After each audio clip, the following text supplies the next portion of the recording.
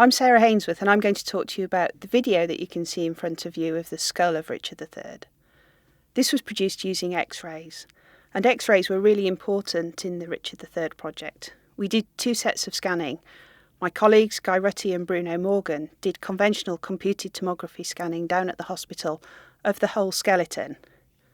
But in engineering, what we were interested in was the detail on the skull. And with microcomputed tomography scanning, you get higher resolution and higher magnification images. When we got the skull, it was in 3 separate sections. The jaw was loose, the front of the skull was loose, and so we had to do 3 separate imaging sessions to get all of the X-rays that we needed. And then what we've done is we've used the software to put those images back together to create the 3D image that you see in front of you.